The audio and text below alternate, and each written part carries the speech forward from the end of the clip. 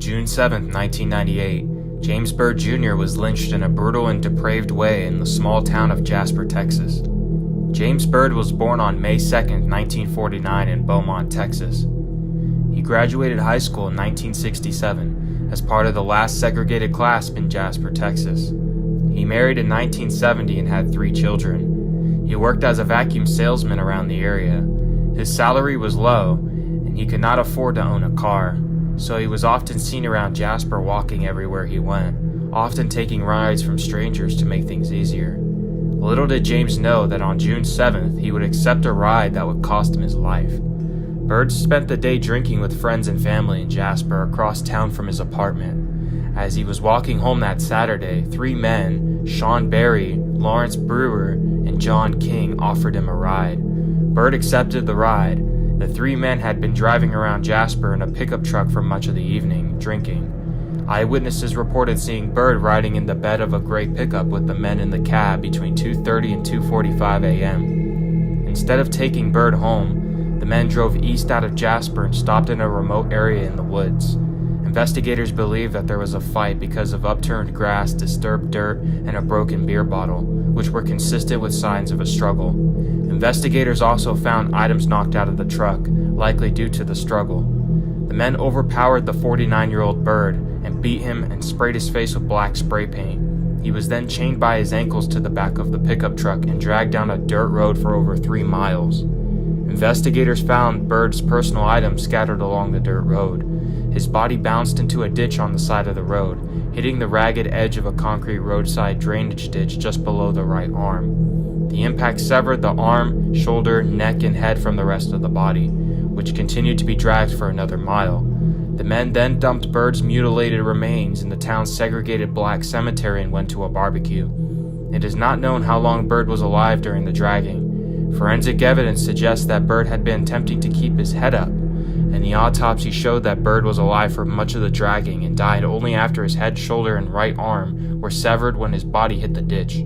The following morning, Byrd's remains were found along with a nearby lighter that had one of the men's prison nicknames. Police quickly tied the 3 men to the lynching. Due to the racist tattoos the men had, the district attorney could categorize the murder as a hate crime. After news of this horrendous lynching spread publicly, many were outraged and demanded justice. Shortly after, a planned rally was scheduled to take place by the KKK to celebrate the lynching. In response, the new Black Panther Party, led by Khalid Muhammad, marched into Jasper to counter the Klan. It could be seen arming residents of Jasper. Many were worried that this clash could end in violence, but nothing would happen. The trials could go on. After 3 separate trials, all 3 men were found guilty of capital murder. Brewer and King were given the death penalty. Lawrence Brewer was executed on September 21, 2011. In his final statement, he expressed no remorse for his crime, saying he would do it again. John King was executed on April 24, 2019. Sean Berry continues to serve his life sentence. 3 years later, Texas passed a hate crime law, and in 2009, Congress would pass the Matthew Shepard Act.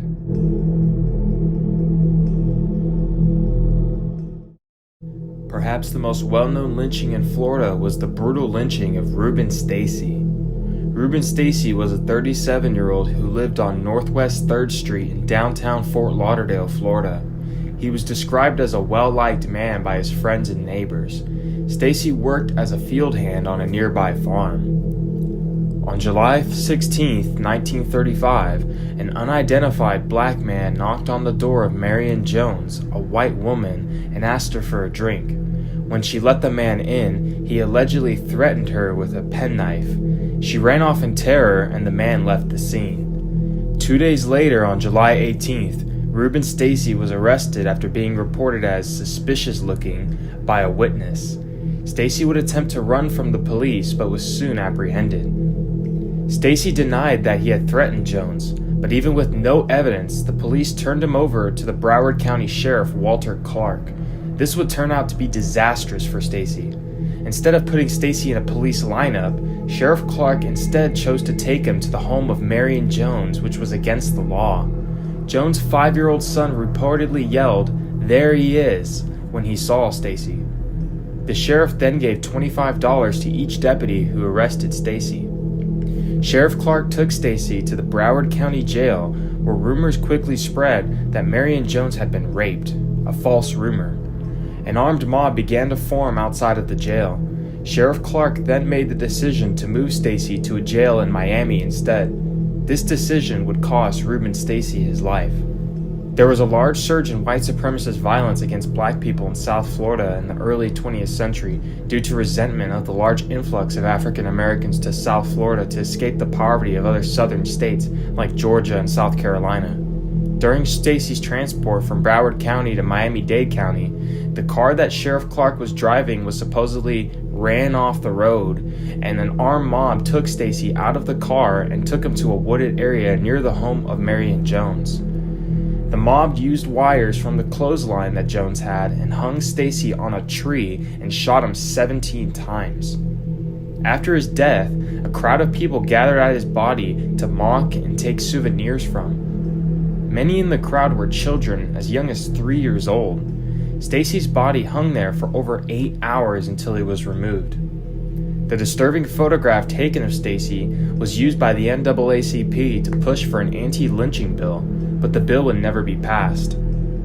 50 years after Reuben Stacy was lynched, the Broward County Sun-Sentinel interviewed witnesses who claimed that Sheriff Clark and his deputy, who was also his brother, planned Stacy's lynching, ordering the onlookers to fire on Stacy as he hung from the tree, allegedly from his own weapon. The witnesses also claimed the brothers had other African Americans killed throughout the years, for offenses as minor as spitting on them. The brothers' reign of terror continued until 1950, when they were removed from office by the governor and indicted on charges of corruption. They were later cleared when key witnesses had forgot their testimony.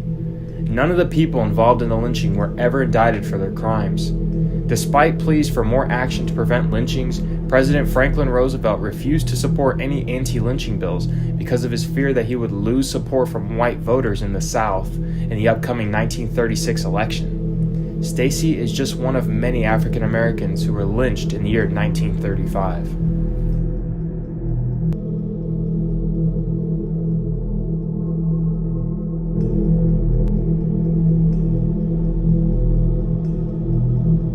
The story of the horrifying lynching of Elias Clayton, Elmer Jackson, and Isaac McGee became one of the most notorious lynchings in American history.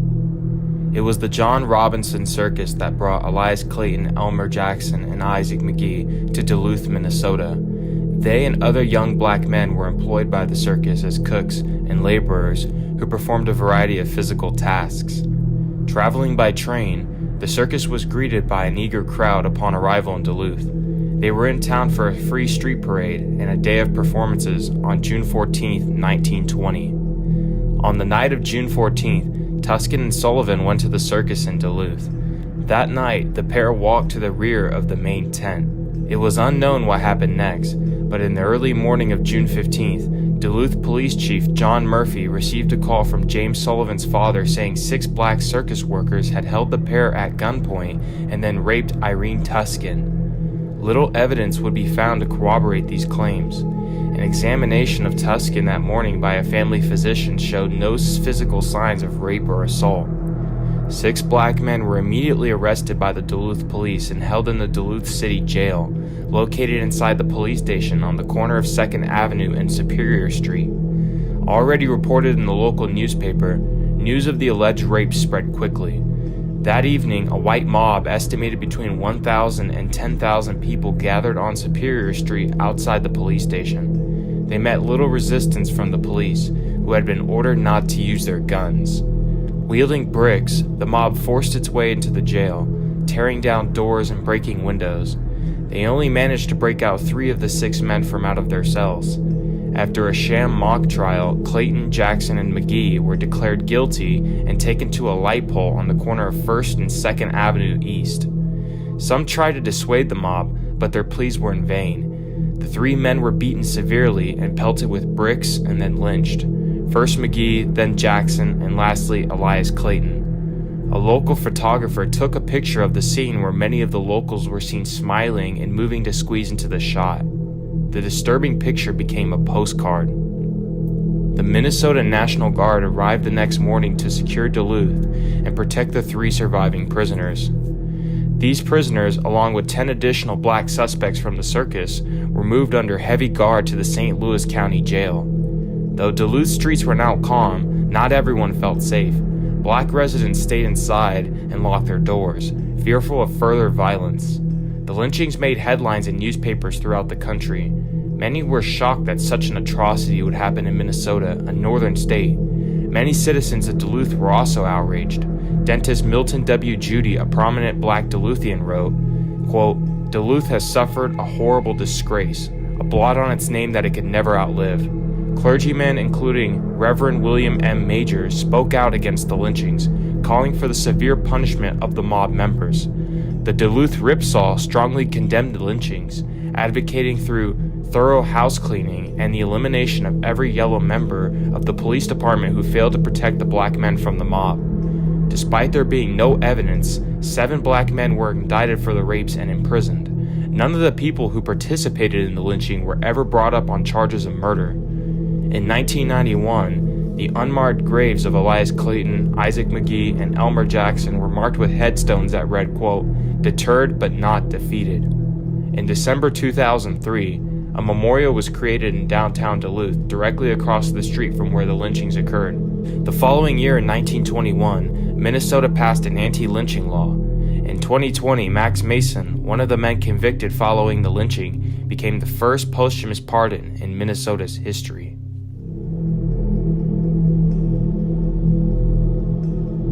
There have been numerous recounts and stories of unjust lynchings in America, North and South, but no lynching comes close to the depravity of the lynching of Sam House. This is perhaps the worst lynching in the history of the United States. Sam House was born in 1875 in rural Georgia on a farm owned by the same family who enslaved his mother. He was described by those around him as a gentle and friendly man who possessed the knowledge on how to read and write, a rarity for African Americans in the rural South at the time. His mother became ill, and he had to quit his pursuits of a higher education to care for his aging mother. Sometime before 1899, Host changed his name and moved to Coweta County, Georgia. That year was a particularly violent year in the area. In March, 9 black men were lined up and shot dead by an armed vigilante group after being suspected of arson. But those murders pale in comparison to the gruesome murder that Host would have to endure. Host would work on a farm owned by the Cranford family, according to local newspapers. On April 12, 1899, the Cranfords were eating a meal at their home when Host allegedly killed Alfred Cranford with an axe, raped his wife, and threw their infant son to the floor. Host fled the area and went to Marshallville, Georgia, where his mother lived. The owner of the farm and his brother found Host and accompanied him on a train headed to Georgia, where a reward awaited for his arrest. $1,600 was the reward amount. Local newspapers described Host as a monster in human form and detailed what Host allegedly did to the family. At a train stop in Griffin, Georgia, Host was removed from the train at gunpoint by an angry mob. The mob of roughly 500 people quickly took Host to a wooded area before police could find him first and chained him to a tree. Host would be brutally tortured. The mob stripped him naked and cut his ears, fingers, and genitals off. The crowd each took turns plunging knives into Host's body, all while Host was screaming in pain. The suffering was only beginning. Host's entire face would be flayed off while he was continuously beaten. His face was later doused with kerosene and set on fire. The heat from the fire was so intense, witnesses recalled the veins on his body rupturing and his eyes nearly fell out of their sockets. Host slowly burned to death while the crowd cheered. His last words were reportedly, "Sweet Jesus." After he died, the mob began to dismember him and take body parts to keep as souvenirs. His heart was cut out and given away, and his liver was cut out as well. There was a sign attached to his remains that read, "We must protect our Southern women." Future Senator Rebecca Latimer remarked, "What happened to Host needed to happen, and he deserved less sympathy than a wild dog." Civil rights activist W.E.B. Du Bois was in Atlanta at the time and heard that Hose's knuckles were for sale at a local grocery store, and later learned that many of his body parts were being sold in stores all over Georgia. Civil rights activist Ida B. Wells hired a detective to investigate the lynching and the events that led up to it. They discovered that Hose acted in self-defense against the Cranford family, particularly the husband. They also found no evidence that Alfred Cranford's wife had been raped by Hose. The governor of Georgia, Allen Candler, blamed his lynching on African Americans, saying had they, quote, been raised right, lynchings like this would never happen. None of the 500 people who participated in this horrific torture and murder were ever arrested. Lynchings would continue for many decades in the United States until legislation would finally be passed.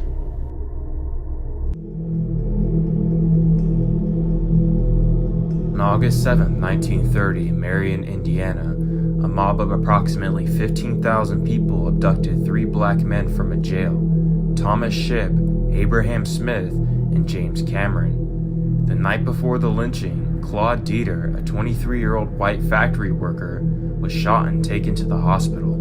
His fiancée, Mary Ball, reported that the men who shot Dieter had raped her.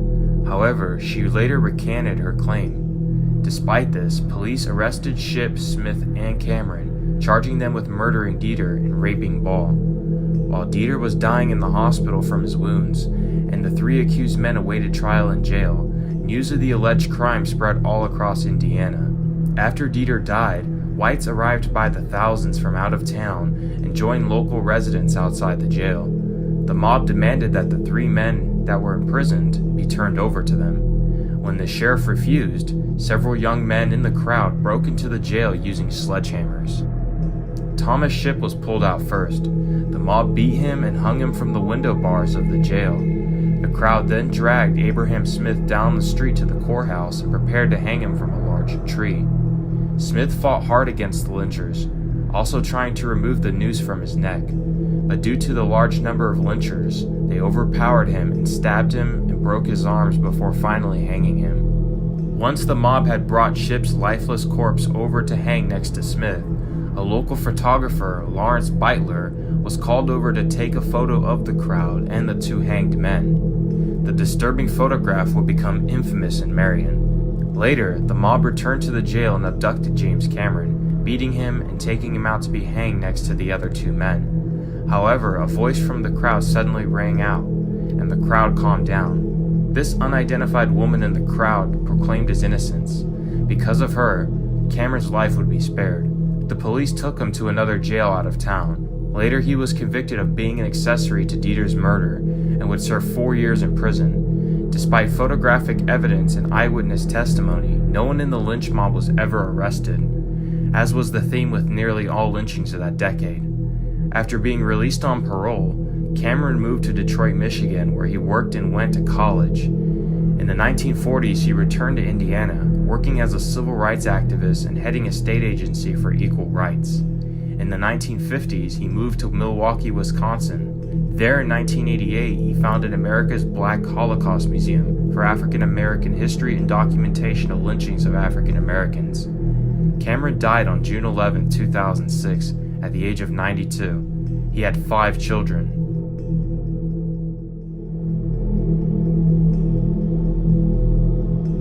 On September 22, 1906, in Atlanta, Georgia, up to 25 African Americans were lynched in what local newspapers described as a race riot.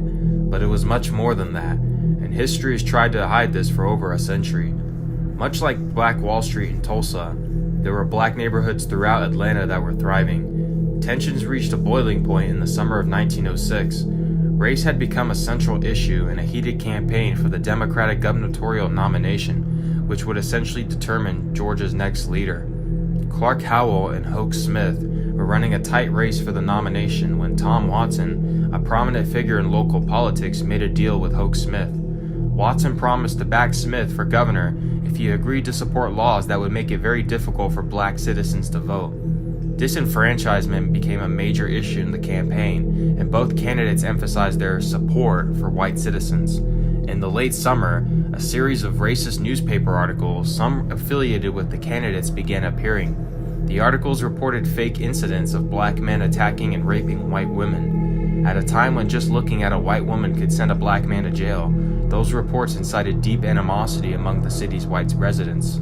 During the summer, white citizens called for a law that would allow lynching, while reports of a fake black crime wave stoked even more fears.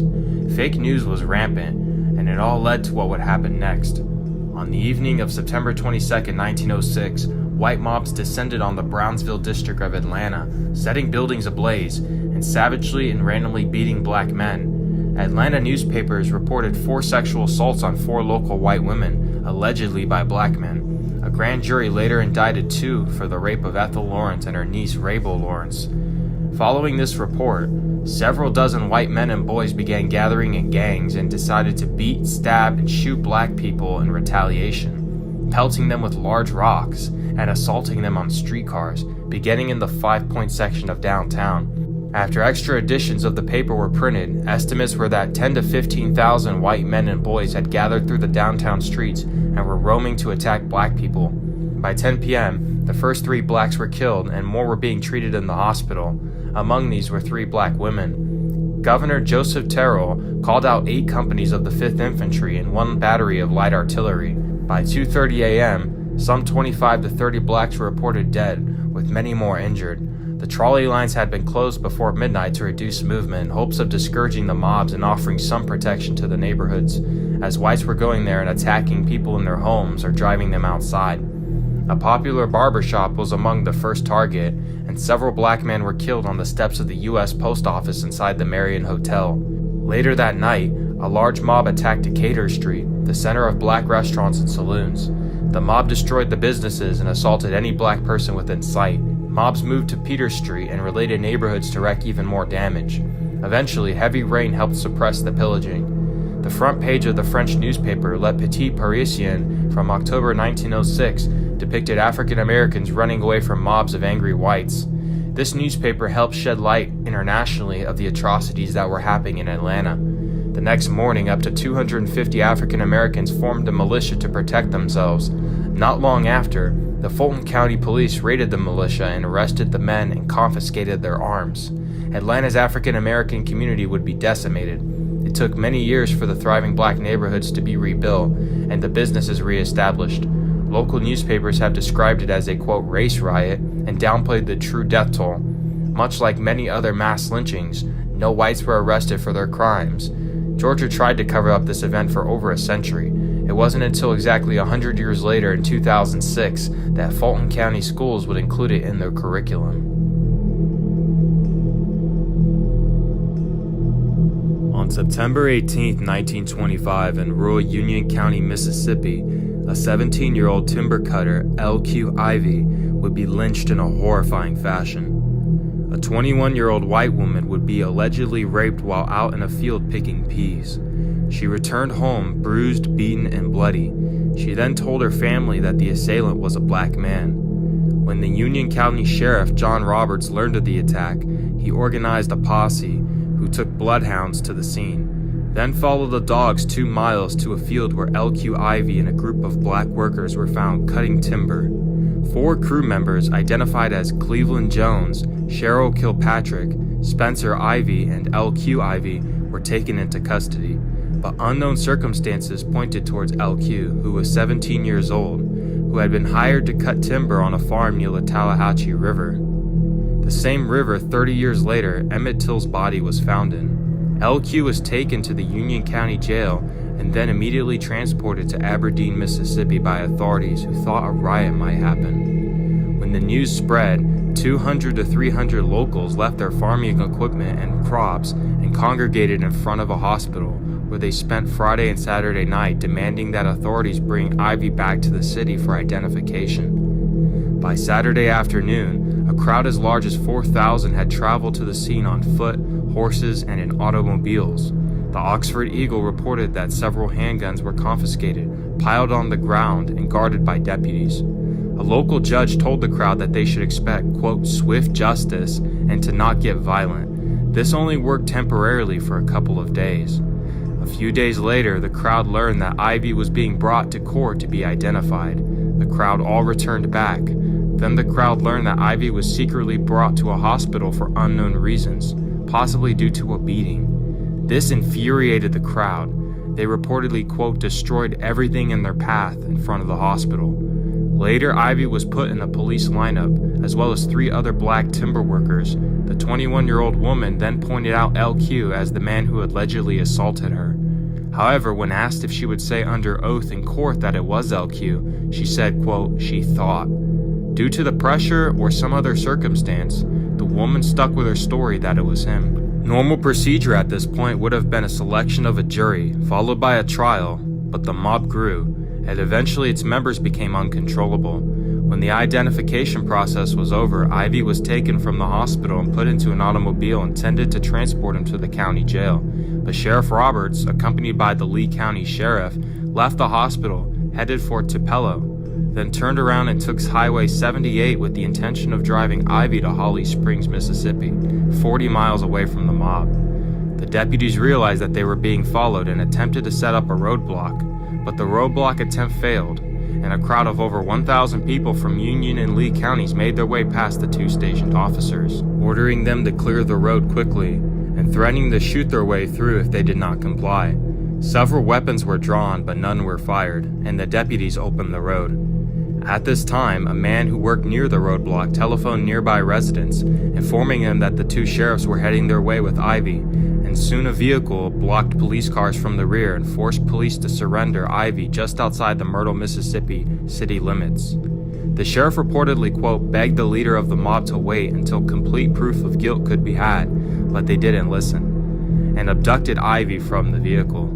The mob chained Ivy to the back of a flatbed truck and drove him through the back roads in an isolated barn. Other reports claim that Ivy was also later chained by his hands to the truck and forced to run at the same speed as the truck, or else he would be dragged by the truck. Once at the barn, he would be tortured and allegedly confessed to the crime. But considering the brutality of the torture, a confession is usually just given so the suffering would stop. The mob tore off much of his hair from his body, and that is what made Ivy confess. But the suffering would only be starting. Ivy's genitals were put in a lemon squeezer and smashed. The horrifying screams filled up the barn. The mob also abducted another black man, Will Talley, to witness the lynching in order to send a message to other black people of the area. The crowd chained Ivy to a stake and piled wood around him, then doused the wood in kerosene and gasoline and lit the wood on fire.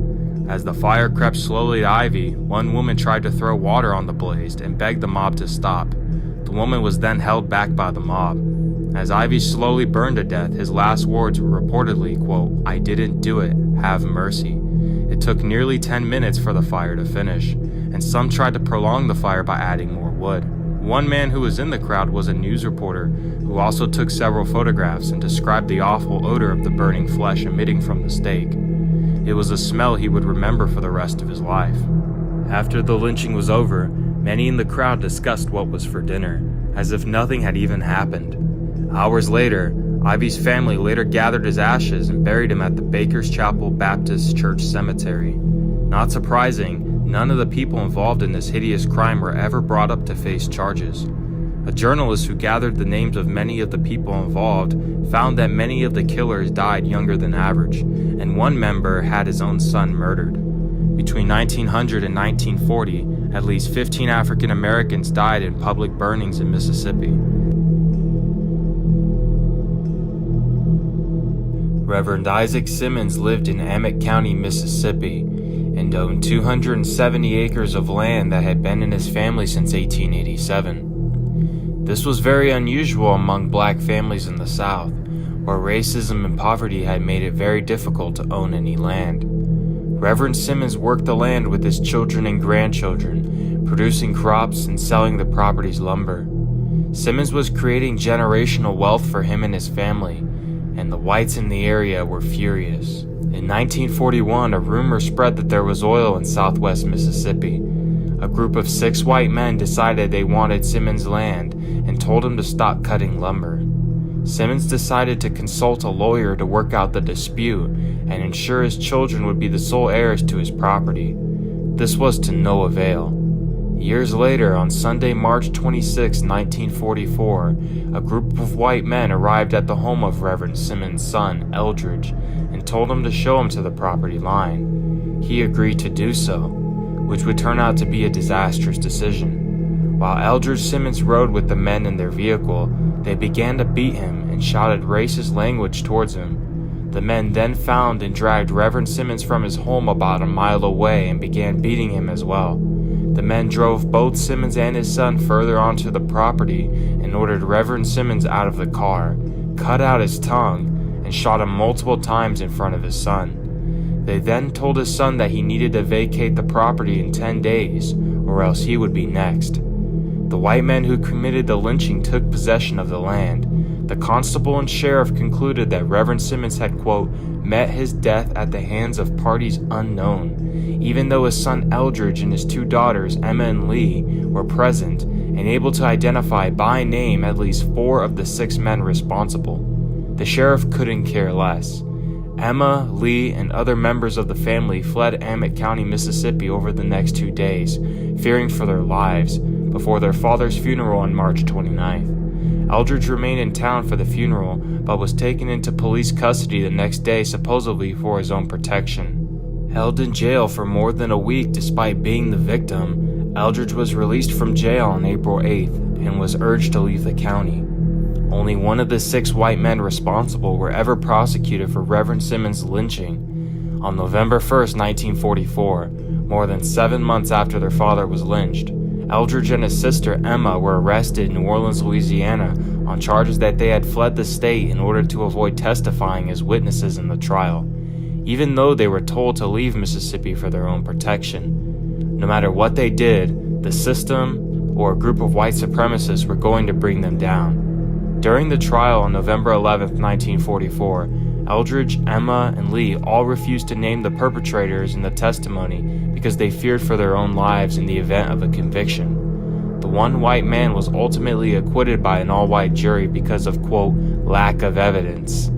The land was never given back to Reverend Simmons' family, nor were any of the 6 men convicted for their crimes. On June 21, 1908, in Sabbing County, Texas, 9 black men were lynched in one of the worst lynchings in Texas history. The men lynched were Jerry Evans, Will Johnson, Mose Spellman, Cleveland Williams, Frank Williams, William Manuel, and William McCoy, as well as 2 other unidentified men. It all started after a white man, Hugh Dean, visited a black schoolhouse and a church. The local newspapers claimed that Dean was in a quest for liquor, but this claim makes little sense since there wouldn't be any liquor inside of a schoolhouse. It is likely Dean had other intentions. Dean would be killed later that evening, and 6 black men were arrested for the murder.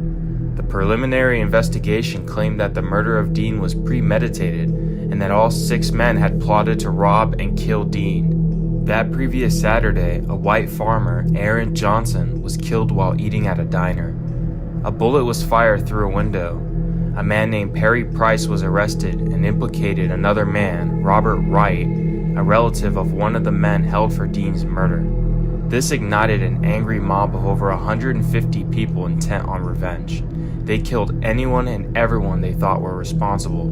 Local newspapers described it as a, quote, race war, but in reality, it was more like a white supremacist mass killing. The mob quickly stormed the jail that the 6 men were housed in and lynched all 6 of them. 5 were hung by a chain, and 1 was shot in the back after trying to escape, all while the mob hurled racist language at them. But the mob wasn't done yet. Later that night, William McCoy was shot standing outside of a home. Later, 2 other men were found at the bottom of a nearby creek. 9 men in total were murdered in this brutal attack. Without due process, it will never be known if these men had anything to do with the previous mentioned murders. None of the lynchers were ever charged for their crimes.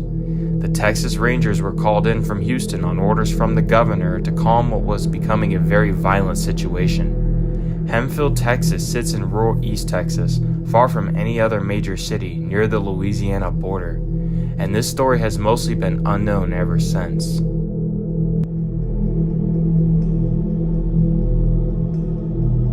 September 11, 1909, 24-year-old William James, also known by his nickname Froggy, was lynched by a massive crowd of over 10,000 people in the town of Cairo, Illinois. A couple of days earlier, police had arrested James for the alleged rape and murder of Anna Pelly. The police had little evidence besides the fact that, quote, James had no alibi for a time slot on the day of questioning, as well as a handkerchief that supposedly belonged to him. But there was hardly any evidence to support either. James was held by police in a local jail, but it wouldn't be long before an armed vigilante group armed with weapons and hound dogs went to search for James.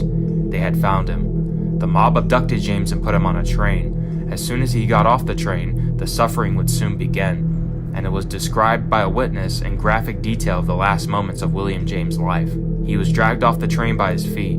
The crowd hurled insults and spit on him, as well as kicked him. He was dragged all the way to downtown Cairo. The crowd began preparations. A length of rope awaited him. As surely as a judge's gavel or a cocked rifle, that rope pronounced the hard end of William Froggy James. A young, agile man had shimmied up one arch to throw it over, and the thick hem flopped down onto the shirt at James.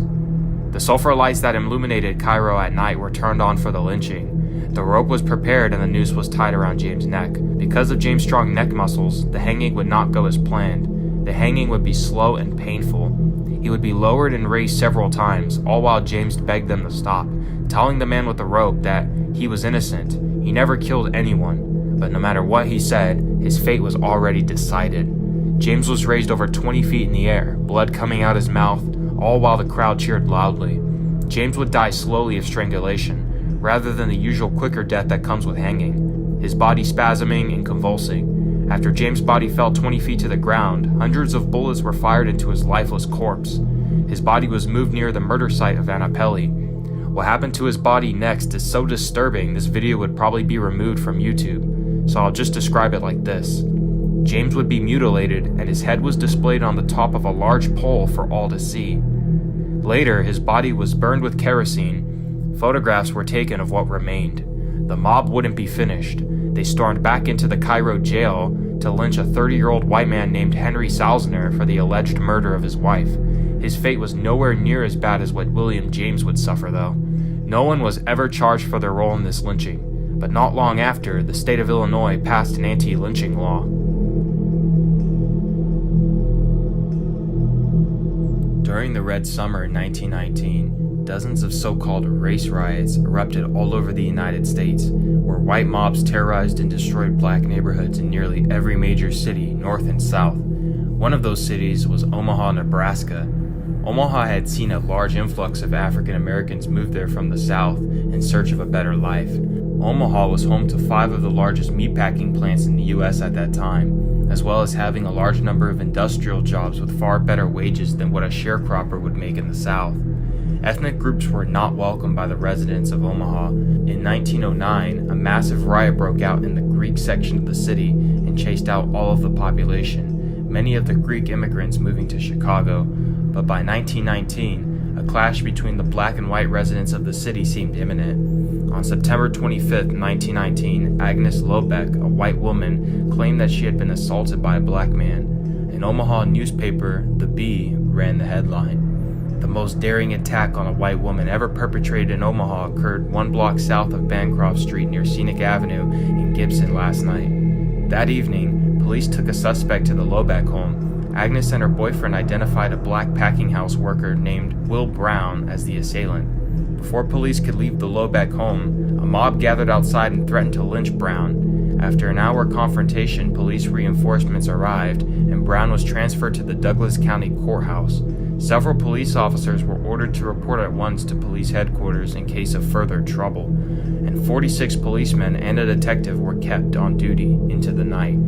After the confrontation outside the Lobeck home, rumors began to fly that a mob would try to seize Brown again. On Sunday, September 28th, a group of youths gathered in South Omaha and began a march to the Douglas County Courthouse. The size of the crowd was estimated to be between 5,000 and 15,000 people. By 8 p.m., the mob began firing on the courthouse with guns they looted from nearby stores. In the exchange of gunfire, one 16-year-old leader of the mob and a 34-year-old businessman were killed. By 8:30, the mob had set fire to the building and prevented firefighters from extinguishing the flames.